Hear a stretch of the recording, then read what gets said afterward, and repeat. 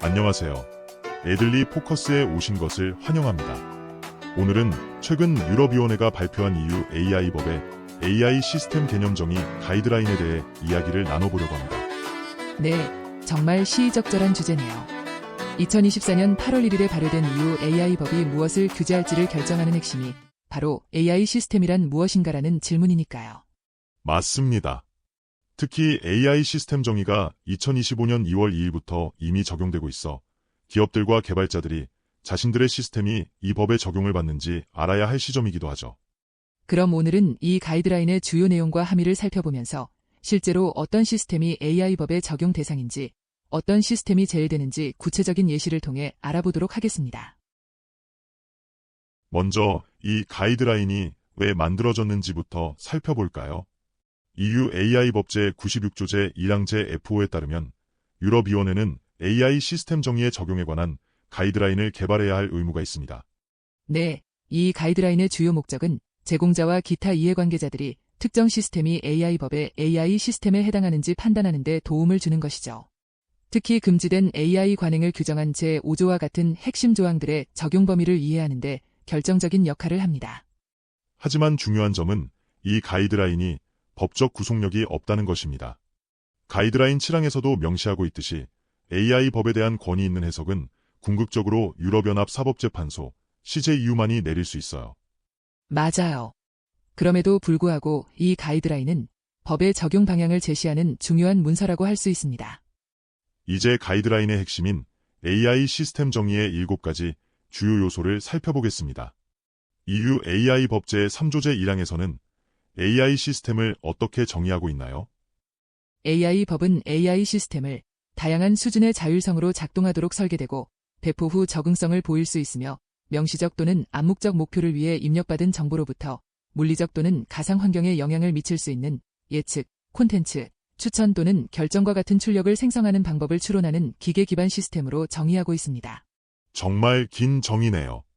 이를 7가지 핵심 요소로 나눌 수 있다고 했는데 첫 번째는 기계 기반 시스템입니다. 이는 무엇을 의미하나요?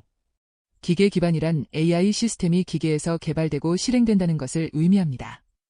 여기서 기계는 하드웨어와 소프트웨어 구성 요소를 모두 포함합니다. 일반적인 컴퓨터 시스템뿐만 아니라 양자 컴퓨팅과 같은 최첨단 기술도 포함됩니다.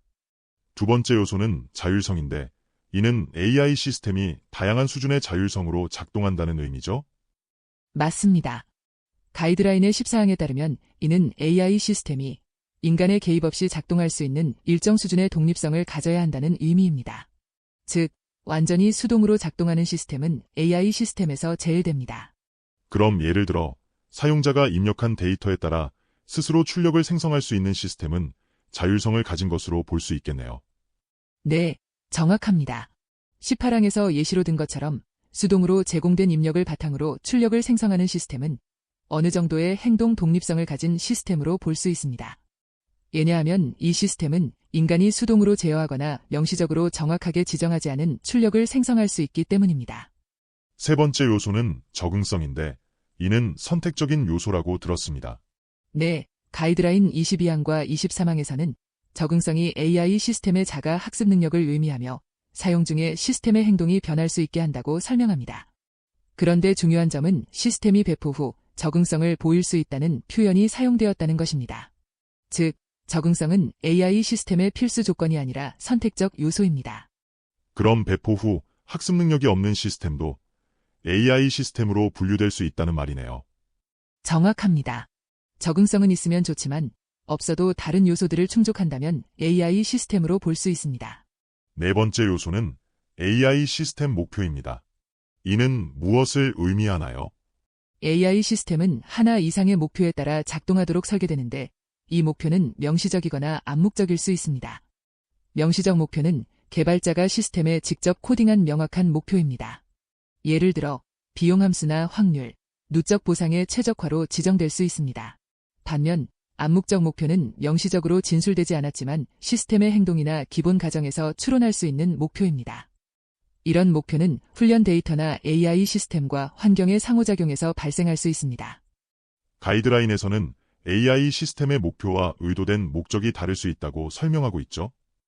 네, 25항에서 설명하듯이 AI 시스템의 목표는 시스템 내부적인 것으로 수행할 작업의 목표와 결과를 나타냅니다. 반면 의도된 목적은 예부 지향적이며 시스템이 배포되고 작동해야 하는 맥락을 포함합니다.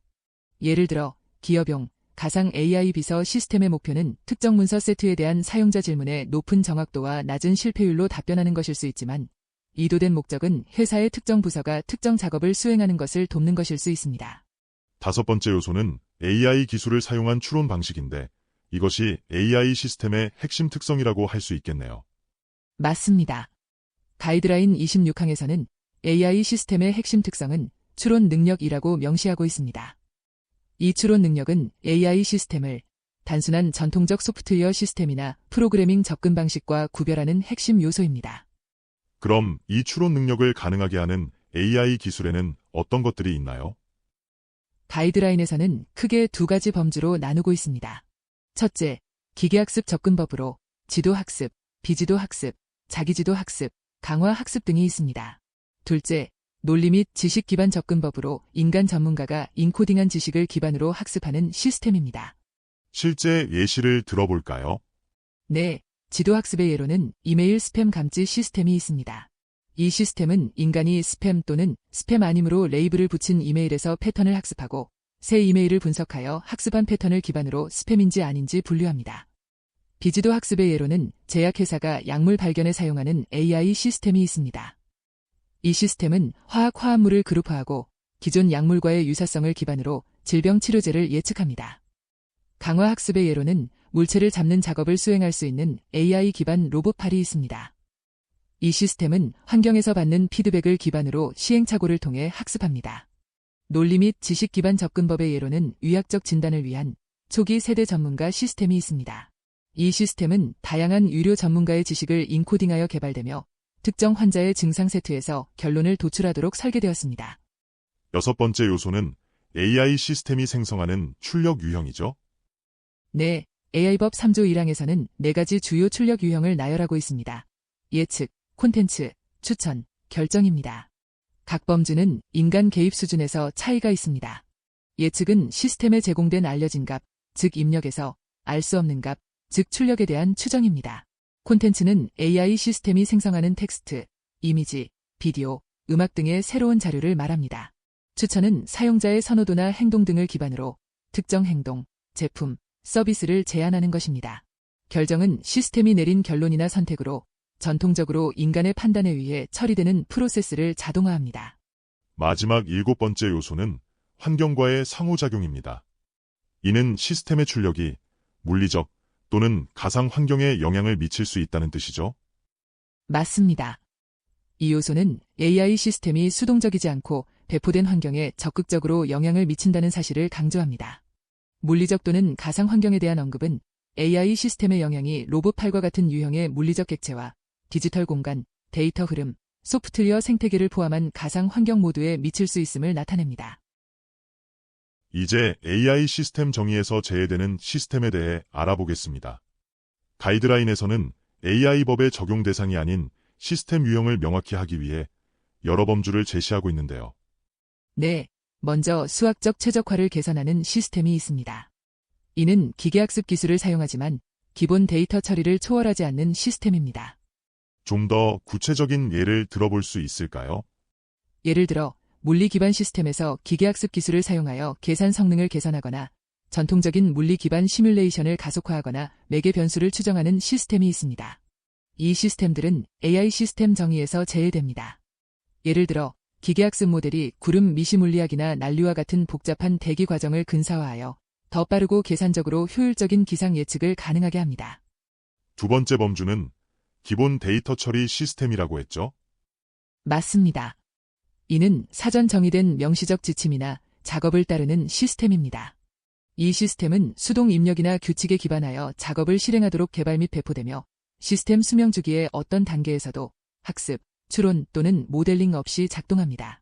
예를 들어 지난달에 특정 제품을 구매한 모든 고객 찾기와 같이 특정 기준에 따라 데이터를 정렬하거나 필터링하는 데 사용되는 데이터베이스 관리 시스템, AI 기능이 없는 표준 스프레드시트 소프트웨어 응용 프로그램, 나중에 일반적인 맥락에서 활용될 설문조사의 인구 평균을 계산하는 소프트웨어 등이 여기에 해당합니다. 세 번째로는 고전적 휴리스틱에 기반한 시스템이 있다고 했는데 이는 무엇인가요? 고전적 휴리스틱은 근사 솔루션을 효율적으로 찾기 위해 경험 기반 방법에 의존하는 문제 해결 기법입니다. 일반적으로 시간이나 자원 제약으로 인해 정확한 솔루션을 찾는 것이 비현실적인 프로그래밍 상황에서 사용됩니다. 예를 들어 휴리스틱 평가 함수를 사용하는 미니맥스 알고리즘을 사용하는 체스 프로그램은 데이터에서 사전 학습 없이 보드 위치를 평가할 수 있습니다. 이런 시스템은 경험에서 학습하는 AI 시스템에 비해 적응성과 일반화가 부족할 수 있습니다. 마지막으로 단순 예측 시스템이 있네요. 이건 어떤 시스템인가요? 기본 통계적 학습 규칙을 통해 달성할 수 있는 성능을 가진 모든 기계 기반 시스템은 기술적으로는 기계학습 접근법에 의존한다고 분류될 수 있지만 그 성능 때문에 AI 시스템정의 범위에서 제외됩니다. 예를 들어 항상 과거 평균 가격을 예측하는 평균 전략을 사용하여 미래 주가를 예측하는 금융 예측 시스템이 있습니다. 이런 기본 벤치마킹 방법은 더 고급 기계학습 모델이 가치를 추가할 수 있는지 평가하는 데 도움이 됩니다. 또 다른 예로는 내일 기온 예측을 위해 지난주 평균 기온을 사용하는 시스템이 있습니다. 이 기준선 시스템은 평균만 추정하지만 더 복잡한 시계열 예측 시스템의 성능을 달성하지는 못합니다.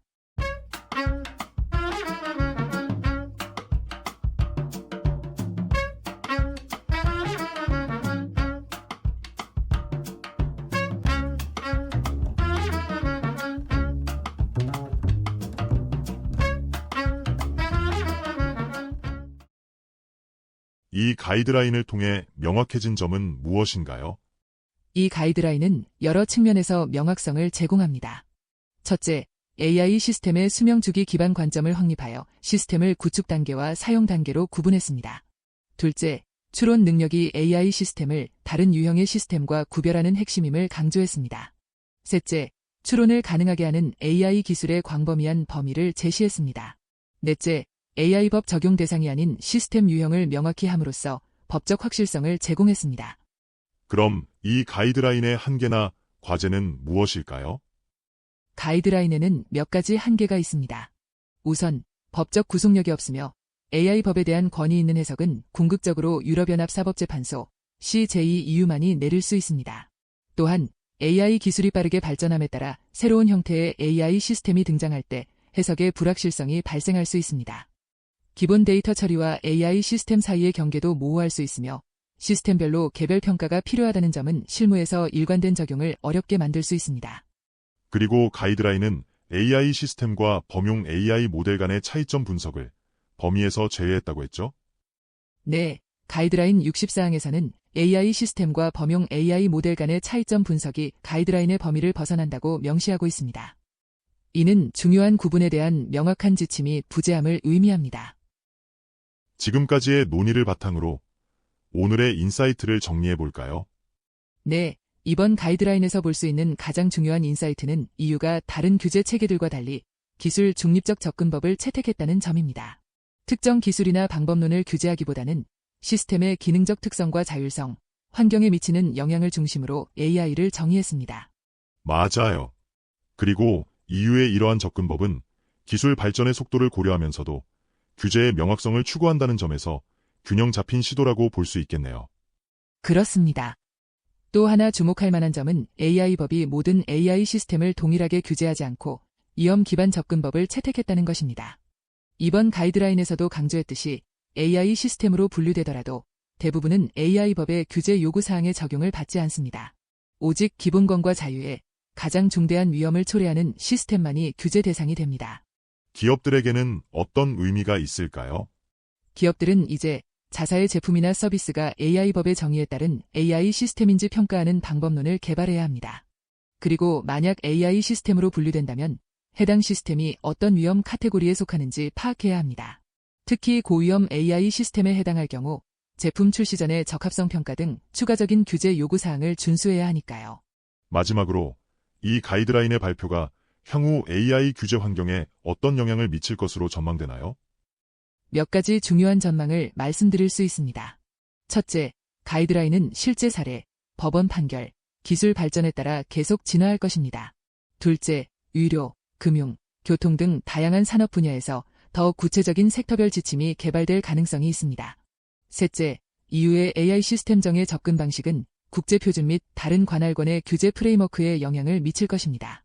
넷째, 기업들은 자사 제품과 서비스가 AI법의 적용을 받는지 평가하기 위한 내부 프로세스와 도구를 개발해야 할 것입니다.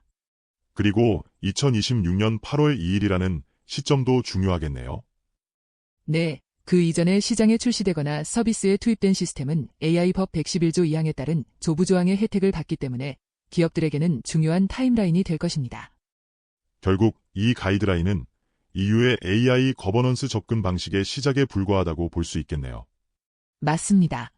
이 가이드라인은 EU의 AI 거버넌스 접근 방식의 중요한 첫 단계를 나타내며 앞으로 몇 년 동안 계속해서 발전하고 구체화될 것으로 예상됩니다. 오늘 애들리 포커스에서는 EU AI법의 AI 시스템 개념정의 가이드라인에 대해 알아보았습니다. 시청해주셔서 감사합니다. 다음 시간에 더 흥미로운 주제로 찾아뵙겠습니다. 오늘 영상이 유익하셨다면 구독, 좋아요, 그리고 댓글로 여러분의 의견을 남겨주세요. 감사합니다. 다음 시간에 뵙겠습니다.